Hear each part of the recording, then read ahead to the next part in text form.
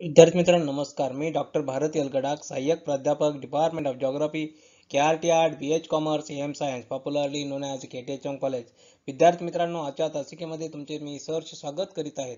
आपण जी 220 बी geography of Maharashtra म्हणजेच महाराष्ट्राचा भूगोल हा जो स्पेशलचा पेपर आहे यामधील चॅप्टर नंबर 1 ॲग्रिकल्चर या टॉपिक विषयी आपण चर्चा करत आलो. विद्यार्थी मित्रांनो, मागील बऱ्याच तासिकेपासून मेजर्स क्रॉप इन महाराष्ट्र या टॉपिक विषयी आपण चर्चा करतो आहोत.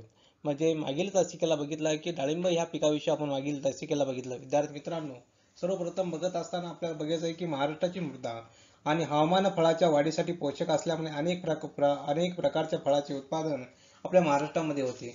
म्हणजे फळाखाली वेगवेगळ्या प्रकारचे फळ सर्वात जास्त उत्पादन असेल त्या प्रत्येक उत्पादनाचा जर विचार केला तर कोकण विभागामध्ये असो सिंधुदुर्ग जिल्ह्यामध्ये सर्वात जास्त जागेत फळाचे उत्पादन घेतले जाते.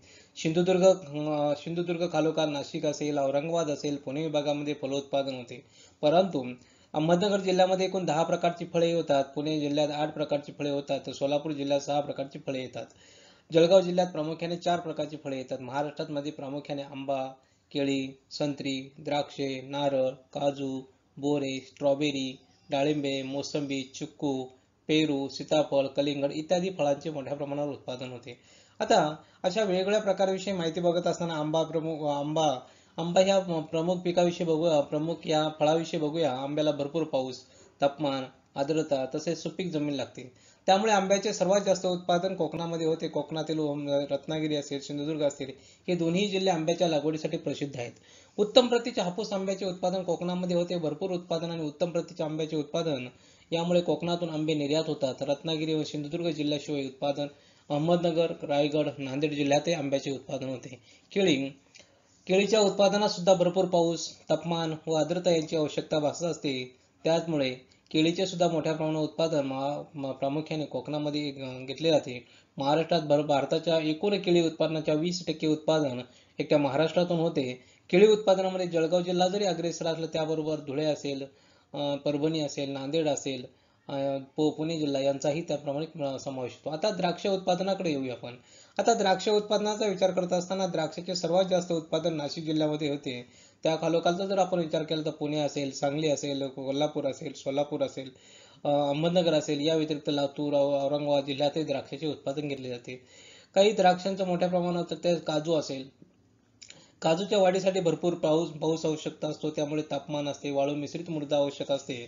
त्यामुळे सर्वात जास्त उत्पादन प्रामुख्याने सिंधुदुर्ग जिल्ह्यामधील वेंगुर्ला, मालवण, सावंतवाडी या ठिकाणी होते. याशिवाय रत्नागिरी, रायगड, ठाणे जिल्ह्यातही काजूचे उत्पादन मोठ्या प्रमाणावर होते. नारळ, आता नारळाच्या वाढीसाठी भरपूर पाऊस, तापमान, वाळू मिश्रित मृदा लागत असते.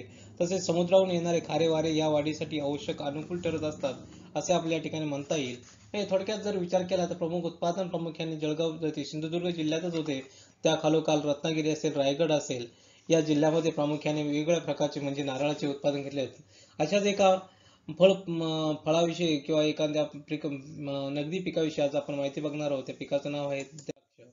विद्यार्थी मित्रांनो, प्राथमिक मध्ये सांगत असताना द्राक्ष किंवा द्राक्षाचा वेल जरी हा पश्चिम आशियातील कॅस्पियन सामुद्रिक प्रदेशातील वा कॉकेशस पर्वतातील असावा असा काही अंदाज आहे.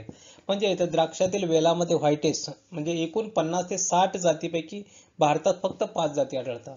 यामध्ये व्हायर लॅब्रोस्का, ई फ्रॉक्स, ग्रेप इत्यादी खाद्य फळाकरिता कर्नाटक राज्यामध्ये लागवडीत असून तिचा उपयोग प्रामुख्याने मध्य उत्पादनामध्ये करतात. त्याला आता बँगलोर ब्ल्यू हे इंग्रजी नाव आहे. प्रस्तुत जाती ही द्राक्षवेल ह्या प्राचीन काळापासून लागवडीत आहेत. आता तर याचा थोडासा इतिहास बघितला आपण तर इजिप्तमध्ये 6000 वर्षापूर्वीची ती पिकवली जात होती असा एक इतिहास समजतो. किंवा ॲलिरियन असेल, ग्रीक असेल, रोमन असेल इत्यादी लोकांनी तिच्या विकासासाठी मोठ्या प्रमाणात परिश्रम घेतले हे आपल्याला दिसून येईल. त्याचबरोबर सर्वात महत्त्वाची गोष्ट की या असणाऱ्या फळापासून या असणाऱ्या द्राक्षांपासून प्रामुख्याने मद्य बनवले होते हेही त्यांना परिचित आहेत. आता इतिहासपूर्व काळाचा जर आपण विचार केला तर इतिहासपूर्व काळामध्ये दक्षिण असेल किंवा मध्य युरोपामध्ये वेल रानटी अवस्थेमध्ये वाढत होता. या असेच आल्डोल्फ एंगलर या जर्मन वनस्पती वैज्ञानिकांनी हे दाखवले गेले. म्हणजे अशा प्रकारचे वेगवेगळ्या प्रकारचा विचार करत असताना या द्राक्ष या पिकाविषयी आपल्याला थोडासा इतिहास बघितला आणि इतिहासामध्ये मोठ्या प्रमाणावर असणार याचं की कशासाठी त्याचा प्रामुख्याने वापर केला तर याचा आपण विचार केला आहे. त्यात नोआने बनवलेल्या द्राक्षाच्या मळ्यासाठी उल्लेख प्रामुख्याने बायबल या ग्रंथामध्ये आपल्याला आढळतो. प्लिनी नावाचा शास्त्रज्ञ होता, त्याने इसवी सन या रोमन शास्त्रज्ञ द्राक्षाचे 91 प्रकार वर्णिले असून त्याच्यामध्ये मद्याचे 50 प्रकार व द्राक्षवेली आधारावर चढवण्याचे अनेक प्रकार त्यांनी सांगितलेले आहेत. आता यात अनेक जाती आहेत, अनेक उपजाती आहेत, तसेच युरोपियन असेल, अमेरिका असेल, या जातीमधून निघालेल्या आहेत असे आपण या ठिकाणी म्हणूया.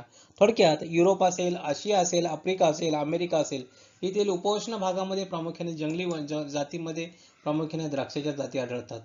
एडुआर्ड फोन रेगेल या रशियन शास्त्रज्ञाच्या मते व्हा लेबर्स्का व व्हा फिलिपिना या दोन जातीच्या संकराने लागवडीखाली जाती व्हा व्हिनिफेरा बनली आहेत. हल्ली तिचे अनेक प्रकार आणि उपजाती प्रामुख्याने लागवडीखाली आणल्या जातात असं आपल्या ठिकाणी म्हणता येईल.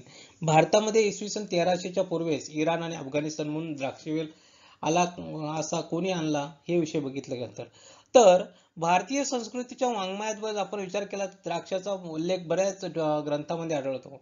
आता पाणिनीचा अष्टाध्यायी ग्रंथ जो आहे इसवी सन पूर्व 6व्या शतकामधला त्याच्यातही त्याचा उल्लेख आढळतो. त्याचबरोबर कौटिल्याचं अर्थशास्त्र असेल इसवी सन पूर्व 3ऱ्या शतकामधलं त्याच्यातही त्याचा उल्लेख आढळतो. त्या महाभारत 1 व 3 शतक याच्यामध्येही त्याचा उल्लेख आढळतो. चरक संहिता 2ऱ्या शतकामधला, सुश्रुत संहिता 3ऱ्या शतकामधला, भूसंहिता 6व्या शतकामधला आणि मदन विनोद निगूट 14व्या शतकामध्ये इत्यादी निगूट ग्रंथ याचबरोबर द्राक्षवेल तत्पूर्वी भारतात आला असून त्याचा लागवड याचा वापर होत असे हे यावरून सिद्ध होत असते. आता त्याही नंतर पुढे गेल्यानंतर आपल्याला असं सांगता येईल की द्राक्षवेल अनेक वर्ष जगणारा बळकट पानझाडी वेल असून शाखायुक्त तणाव्यांनी चढतो. तो हे तणावे म्हणजे प्रतान अक्षराची रूपांतरे असतात. खोडावर साधी एक आड एक अशी हस्ताकृती किंवा शिराची, तळाशी उडदाकृती व दातेरी किरणांची पाने असतात. शाखायुक्त परिमंत्रावर किंवा ऑक्टोबर नोव्हेंबर मध्ये लहान किंवा द्विलिंगी नियमित हिरवट आणि स्वासिक फुले येतात आणि बिंबाच्या तळातून किंवा 4 सुटी केसर दले येतात आणि कीज दले 2 बीजेके असतात. एक रसाळ मृदू फळे गोलाकार असतात, सुमारे 2 सेंटीमीटर व्यासाची, लहान असेल. बिया कठीण सुपुष्प किंवा अशा 1 ते 2 असू शकतात असं आपल्या ठिकाणी म्हणता येईल. म्हणजे निसर्गात जर आपण विचार केला, निसर्गात फळाचा प्रसार हा पक्षाकडून होतो. इतर सामान्य शारीरिक लक्षणे व्हायटेसी कुलात किंवा द्राक्ष कुलामध्ये वर्णिल्याप्रमाणे असतात. द्राक्षवेलाच्या विविध उपजाती व प्रकार यामध्ये हिरवी, काळपट, लालसर व पिवळट रंगाची फळे असतात. बियाचे प्रकार निर्माण केलेले असतात. काही प्रकारामध्ये फक्त श्रीलिंगीत फुले आढळून येतात. कोवळ्या फुलाचा रस हा चर्मरोगावर असेल किंवा पाने स्तंभक असेल, अंकुचन करणारी किंवा घशाच्या विकारावर उपयुक्त असतात. सुके फळ शामक, शीतक किंवा थंडावा देणारे असू शकते. मधुर असेल, मूत्र दोलास किंवा लघवी साफ करणार असेल, सारक असेल, दीपक असेल, भूक वाढवणार असेल, अशी लहान लहान कडकी, कफ, क्षमा अशा विकारावरही गुणकारी म्हटलं जर तर आपण ह्या द्राक्षाकडे बघितलं गेलं पाहिजे. थोडक्यात पक्व फळ हे उत्तम खाद्य असून आणि काही प्रकारामध्ये उत्तम मद्य बनवतात. काही उपजातीच्या किंवा प्रकारच्या फळापासून मनुका असेल, बेदाणे असेल, हे थोडक्यात किशमिशही बनवले जातात असं आपल्याला या ठिकाणी सांगता येईल. थोडक्यात खते असेल, गुरांचा खुराक असेल, स्थिर तेल असेल, टॅनिन असेल, ऍसिटिक असेल, आम्ल असेल इत्यादी फळापासून उपलब्ध झाले आहेत. द्राक्षसव व द्राक्षरिष्टी व या द्राक्षापासून बनवलेले अनेक वेगवेगळ्या प्रकारचे औषधही आपल्याला या ठिकाणी बघावयास मिळत असतात किंवा औषधं आहेत आपल्याला असं आपल्याला म्हणता येईल. आता द्राक्षांचा विचार करत असताना महाराष्ट्राचा थोडासा विचार करूया की महाराष्ट्राच्या द्राक्षाच्या लागवडीबाबत मध्ये विशेष महत्त्व प्राप्त झाले आहेत. या सर्वात महत्त्वाचे कारण म्हणजे द्राक्षाचे स्थानिक असणाऱ्याबरोबर जागतिक बाजारपेठेतील मोठी वाढ आहेत असं आपल्या ठिकाणी म्हणता येईल. म्हणजे महाराष्ट्रातील एकूण लागवडीखाली क्षेत्रापैकी 1,03,978 हेक्टर क्षेत्र 16 ते 17 साली द्राक्षाच्या बागाखाली लागवडीखाली होतं असं आपल्या ठिकाणी म्हणता येईल. म्हणजे महाराष्ट्रातील जर आपण बघितलं गेलं तर इतक्या मोठ्या प्रमाणावर आणि सर्वात महत्त्वाची गोष्ट आहे की स्थानिक बाजारपेठेबरोबर जागतिक बाजारपेठेमध्ये महाराष्ट्रामधून द्राक्षाची निर्यात केली जाते ह्याच आपल्या ठिकाणी सांगता येईल. आणि महाराष्ट्रात मोठ्या प्रमाणावर लागवडीखाली क्षेत्रापैकी म्हणजे जे सांगितलं तुम्हाला 1,03,978 एवढे हेक्टर क्षेत्र हे द्राक्षाच्या बागाखाली आहेत. आता या असणाऱ्या पिकासाठी आवश्यक असणारी जमीन व हवामान कशा स्वरूपात लागते याचा आपण विचार करूया. आता द्राक्ष या पिकासाठी मोकळ्या थराची, पाण्याचा निचरा होणारी तसे हलकी आणि मध्यम स्वरूपाची मृदा आवश्यक असते आणि सर्वात महत्त्वाची चांगली समजली जाते. त्या द्राक्ष पिकासाठी प्रामुख्याने 200 सेंटीमीटर तापमान, 200 सेंटीमीटर पाऊस किंवा त्यासाठी 25 सेल्सिअस इतके तापमान, तर ते साधारणपणे 50 ते 60 सेंटीमीटर पर्जन्याची आवश्यकता लागते असं आपल्या ठिकाणी म्हणता येईल. थोडक्यात याचा विचार करत असताना आपल्याला असाही विचार करायला पाहिजे की त्या ठिकाणी आवश्यक असणारे तापमान असेल, पर्जन्य असेल, हे कशा प्रकारे लागतं. आता या प्रदेशामध्ये पर्जन्याचा पुरवठा कमी कमी होतो अशा ठिकाणी जलसिंचनाच्या मोठ्या प्रमाणात जर सुविधा उपलब्ध असतील, त्या सुविधांच्या माध्यमातून त्या ठिकाणी आपण चांगल्या प्रकारे द्राक्षाचं उत्पादन घेऊ शकतो असं आपल्याला म्हणता येईल. आज मोठ्या प्रमाणात जर विचार केला तर मोठ्या प्रमाणात जलसिंचनाच्या सुविधा निर्माण झाल्यामुळे महाराष्ट्रात मोठ्या प्रमाणात द्राक्षाचं उत्पादन हे जलसिंचनाच्या माध्यमातून घेतलं जातं असं आपण म्हणूया. थोडक्यात द्राक्षाच्या पिकाची वाढ ही जलसिंचन म्हणजे ठिबक सिंचनाच्या अधिक जोमाने होते असं आपल्या या ठिकाणी निर्माण माहीत झालं आहे की जास्तीत जास्त मोठ्यावर द्राक्षाच्या पिकाची जर चांगल्या प्रकारे वाढ करायची असेल तर त्या ठिकाणी आपल्याला ठिबक सिंचन पद्धतीचा वापर करावा लागतो. म्हणजे द्राक्ष या पिकामध्ये उष्ण असेल, कोरड्या हवामानाची थोडक्यात गरजेचा असतो किंवा गरज लागत असते असं आपल्याला म्हणता येईल. थोडक्यात जमीन असेल किंवा हवामान असेल याचा विचार आपण या ठिकाणी केला आहे. आता थोडक्यात हवामानामध्ये होणारे कायम बदल होत असतात, त्यामुळे वादळ असेल, गारा असेल, मुसळधार पाऊस, धुके असेल, यापासून द्राक्ष हे पिकाचे मोठ्या प्रमाणात नुकसान होते असं आपण म्हणूया. म्हणजेच हवामानात कायम बदल होत असतात आणि हवामानात होणारे बदल हे या असणाऱ्या द्राक्ष पिकाला कायम हानिकारक ठरतं असं आपल्याला माहिती आहे. उदाहरणार्थ वादळापासून असेल, गारा असेल, मुसळधार पाऊस जर झाला किंवा धुके जरी निर्माण झाले तर याच्यामुळे मोठ्या प्रमाणात द्राक्ष या पिकाचे नुकसान होते. म्हणजे हवामानात झालेला बदल हा प्रामुख्याने या पिकाच्या नासाडीस कारणीभूत ठरत असतो असं आपल्या ठिकाणी म्हणू शकतो. आता त्यानंतर पुढे गेल्यानंतर आपण असं म्हणूया की जमिनीत हवामान आणि चांगल्या निचऱ्याची असली पाहिजे, हलकी किंवा मध्यम काळी, साधारण 60 ते 90 सेंटीमीटर तिचं ह्या असली पाहिजे, खोली असली पाहिजे, खाली मुरमाचा थर असला पाहिजे. म्हणजे द्राक्षाच्या लागवडीसाठी आवश्यक आहे असं योग्य प्रमाण असलं पाहिजे. त्याचबरोबर पाण्याचे निचराला या पिकामध्ये फार महत्व आहे. द्राक्षाच्या लागवडीसाठी उपोष्ण प्रदेशातील हवामान अनुकूल असते असं आपण या ठिकाणी म्हणूया. दीर्घ मुदतीचा असेल, गरम असेल किंवा कडक तापमान असलेला कोरडा किंवा उन्हाळी हंगाम ह्या पिकासाठी प्रामुख्याने आवश्यक असतो असं आपण या ठिकाणी म्हणूया. वर्षातून फक्त 2 ते 4 महिन्यात संपणाऱ्या पाऊस काळाचा किंवा उष्ण व कोरड्या हवामानाच्या प्रदेशामध्ये 3000 मीटर उंचीपर्यंत हे पीक यशस्वीपणे चांगल्या प्रकारे येऊ शकते असा आपण या ठिकाणी विचार करूया. म्हणजे थोडक्यात असा जर आपण विचार केला की वर्षातून येणाऱ्या ह्या वर्षातून फक्त 3 ते 4 महिन्यात संपणारा पाऊस काळाच्या उष्ण आणि कोरड्या हवामानाच्या प्रदेशामध्ये 300 ते 3000 मीटर उंचीपर्यंत हे पीक चांगल्या प्रकारे वाढू शकते, चांगल्या प्रकारे त्याचं उत्पादन मोठ्या प्रमाणावर होऊ शकतं. थोडक्यात दमट उन्हाळा असेल, त्याचबरोबर 5 सेल्सिअस किंवा तापमान खाली पिकाला, म्हणजे 5 सेल्सिअस म्हणजे जास्तीत जास्त कमी तापमान असेल तर त्या ठिकाणी या पिकाला मानवत नाहीत असं आपण या ठिकाणी म्हणूया. थोडक्यात पावसाचा काळ जर विचार केला, पावसाचा काळ 100 ते 125 सेंटीमीटर पेक्षा कमी नसावा असे आपण या ठिकाणी म्हणूया. आता द्राक्ष ही जर गोष्ट बघितली, द्राक्ष हा वेल वर्गातील एक वनस्पती आहे. त्याच्या 2 जाती, पिवळी द्राक्षे व काळी द्राक्षे असे प्रामुख्याने उन्हाळ्यामध्ये येतात. ही द्राक्ष फळे उन्हाळ्यात आपल्याला मिळतात. आता नाशिक जिल्ह्याचं जर उदाहरण घेतलं तर नाशिक जिल्ह्यामध्ये द्राक्षाचे मोठ्या प्रमाणावर आणि प्रचंड प्रमाणावर उत्पादन होते. त्यामध्ये उदाहरणार्थ त्याही पुढे गेल्यानंतर उदाहरण सध्या तासगाव असेल, मिरज असेल, हे तालुके द्राक्ष उत्पादनामध्ये अग्रेसर आहेत. आता इथे सर्वात महत्त्वाची गोष्ट की या द्राक्षांना आंतरराष्ट्रीय बाजारपेठेमध्ये मोठ्या प्रमाणात मागणी आहे. येथील वातावरण द्राक्षासाठी व मनुका उत्पादनासाठी अनुकूल आहेत. या सर्व गोष्टी अनुकूल असल्यामुळे या ठिकाणी मोठ्या प्रमाणावर द्राक्षाचं उत्पादन आणि प्रचंड प्रमाणात घेतलं जातो आणि त्याचाच फायदा ही आंतरराष्ट्रीय बाजारपेठेसाठी केला जातो. थोडक्यात मनुका उत्पादनामध्ये भारत हा जगात म्हणजे भारतात पहिल्या क्रमांकावर आहे. आता द्राक्ष खाण्यासाठी तसे जाम, जेली, ज्यूस, दारू, मनुका इत्यादी तयार करण्यात येतात. हे द्राक्षाचे बाय प्रोडक्ट जर आपण विचार केला तर जाम असेल, जेली असेल, ज्यूस असेल, दारू असेल, मनुका असेल इत्यादी तयार करण्यासाठी प्रामुख्याने त्याचा वापर केला जातो. आणि सर्वात महत्त्वाची द्राक्ष ही मधुर रसाची असल्यामुळे त्या ठिकाणीही त्याचा वापर केला जातो. आता द्राक्षापासून बेदाणे तयार केले जातात.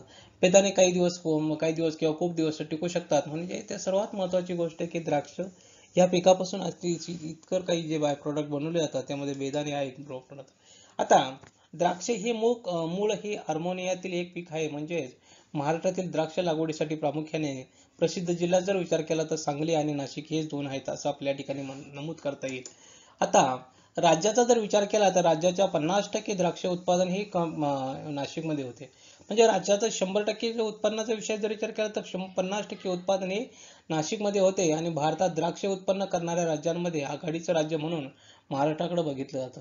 म्हणजे भारतामध्ये द्राक्ष उत्पादन करणारे जेवढे राज्य असतील त्या एका बाजूला आणि महाराष्ट्र राज्य एका बाजूला, म्हणजे जवळजवळ विचार केला तर मोठ्या प्रमाणावर द्राक्ष उत्पादन हे एकट्या महाराष्ट्रातून होते असं आपण या ठिकाणी म्हणूया.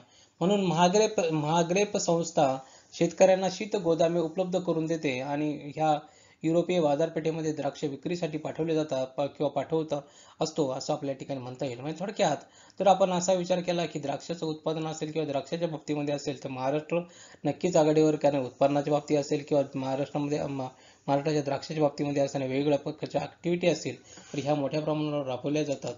आता आता उत्पादक प्रदेश कुठला आहे?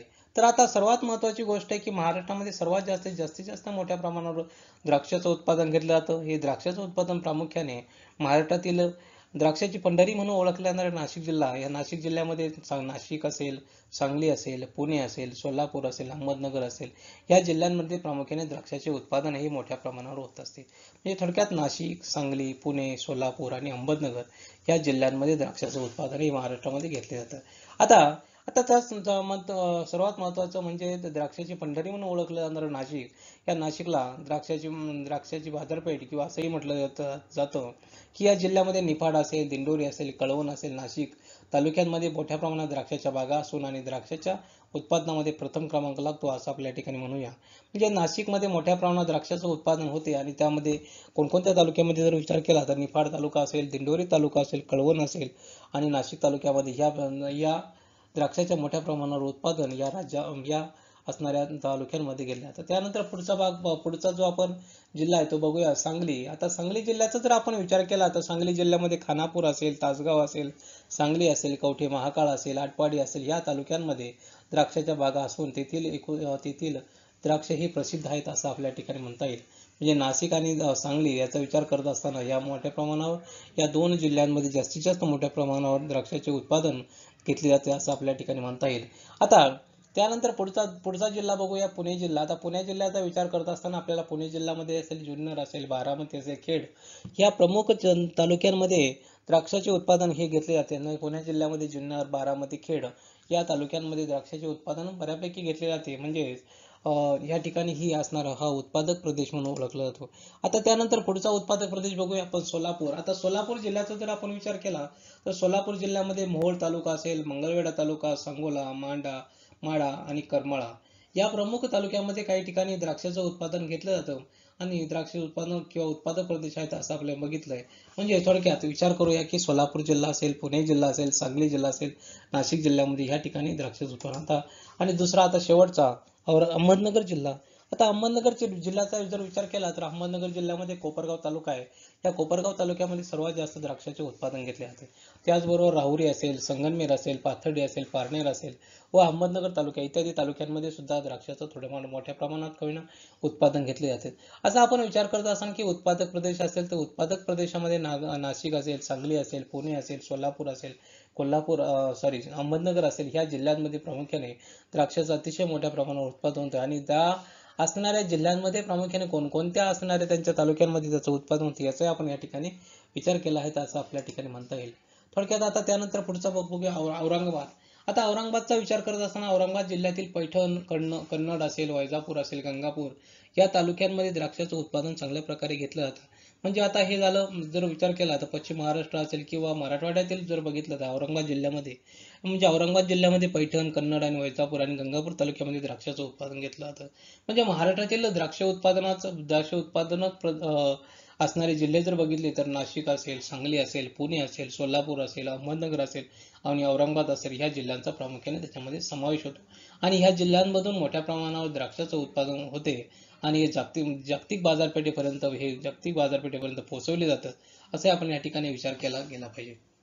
आता द्राक्ष संशोधन केंद्राचा जर विचार केला आपण तर द्राक्ष संशोधन केंद्र पुण्याजवळ मांजरी या ठिकाणी आहे, द्राक्ष संशोधन केंद्र आहेत असे आपल्या ठिकाणी म्हणता येईल. थोडक्यात असं आपण विचार केला की द्राक्ष हे पीक असेल, हे द्राक्ष पीक महाराष्ट्रातील असणारे हे उत्पादक प्रदेश प्रामुख्याने नाशिक, सांगली, पुणे, सोलापूर आणि अहमदनगर तसेच औरंगाबाद जिल्ह्यामध्ये होते असं आपल्या ठिकाणी म्हणूया.